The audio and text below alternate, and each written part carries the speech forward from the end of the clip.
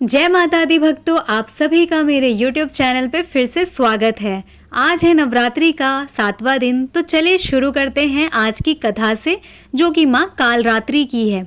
बहुत समय पहले दो असुर हुआ करते थे, शुंभ और निशुंभ। वे बहुत शक्तिशाली थे।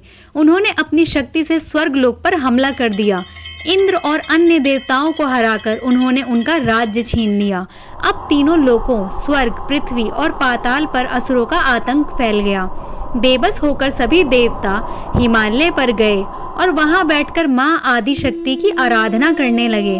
देवताओं ने कहा, हे माँ, आप ही हमारी रक्षक हैं, हमें इन दानवों से मुक्ति दिलाइए। देवताओं की पुकार सुनकर माँ दुर्गा प्रकट हुई और उन्होंने वचन दिया, चिंता मत करो, मैं शुंभ और निशुंभ समेत सभी दैत्यों का अंत कर दूंगी। असुरों का आतंक और युद्ध।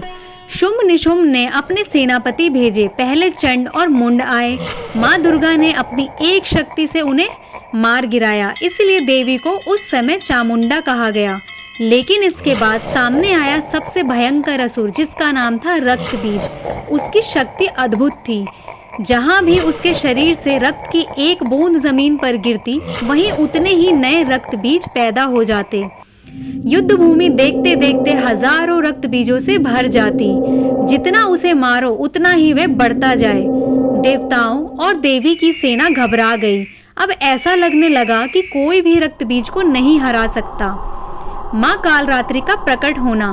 तभी माँ ने अपना सबसे भयानक और शक्तिशाली रूप धारण किया।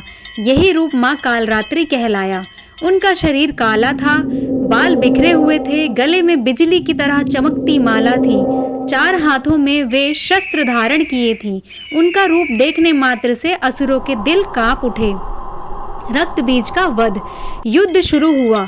जैसे ही रक्त बीज पर वार होता, उसका खून जमीन पर गिरकर नए असुर पैदा कर देता।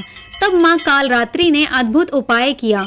उन्होंने अपनी जिह्वा से रक्त बीज की हर बूंद को पीना शुरू कर दिया। अब रक्त की कोई बूंद धरती पर नहीं गिरी और कोई नया रक्त बीज पैदा नहीं हुआ। धीरे धीरे माँ ने सारा रक्त पी लिया और अंत में उस दानव का वध कर दिया।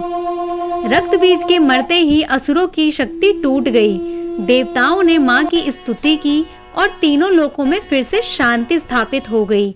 माँ कालरात्रि का रूप भले ही भयानक है, परंतु वे अपने भक्तों को भय से मुक्त करती हैं और उनकी रक्षा करती हैं। इसीलिए उन्हें भय नाशिनी और सर्वत्र मंगल कराने वाली देवी कहा जाता है।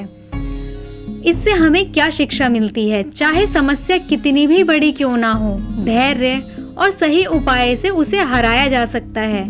माँ कालरात्रि हमें साहस, निडरता और आत्मविश्वास का प्रदान करती हैं। उनका स्मरण करने से हर प्रकार का डर और नकारात्मकता समाप्त हो जाती है।